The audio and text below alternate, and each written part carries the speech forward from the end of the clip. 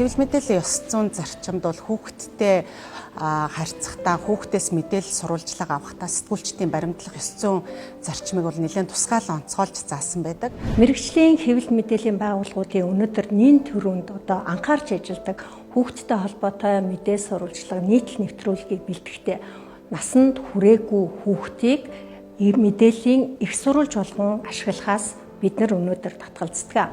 Редакц болгон яг одоо энэ хүүхэд рүү чиглэсэн, ялангуяа одоо энэ хүүхэд рүү чиглэсэн ийм одоо мэрэгшсэн сэтгүүлчтэй байх шаардлагатай гэж одоо ер нь бол харагддаг. Тэгээ бидний бэлтгэж байгаа мэдээлэл нь одоо нийгэмд аль болох зөв мессежийг өгч хүүхдүүдийг болзошгүй аюул эрсдлээс хамгаалахад чиглэсэн байх ёстой. За мөн телевизийн бас өөрийнх нь нэг онцлог бол дүрсний баримт гэдэг маш чухал зүйл байдаг. Яг энэ дүрсний баримтыг ашиглахдаа өнөөдөр ямар нэгэн хүүхдийн нэр төр ирээдүйд урьдчилж болох эрсдлийг урьдчилан тооцоолж үүн дээр өөр бусад аргаар дуу хоолойны өнгийг өөрчлөх, дүрсийг бүлүүрдэх, аль эсвэл тухайн хүүхдийн нэр аль сургуульд сурдаг, хаана оршин суудаг, хэний хүүхэд болох гэд тэр бүх баримтуудыг өнөөдөр нийтэд дэлгэн тавихаас сэргийлдэг байгаа. Энэ байдал бол хэвлэл мэдээллийн ёс зүйн зарчим зөвшөөрдөггүй, зөвтгдөггүй, сэтгүүлчийн мэргэжлийн алдаа болдог учраас манайхан одоо сэтгүүлчид маань энэ тал дээр их тийм онцгой одоо анхааралтай ажиллах шаардлагатай байдаг.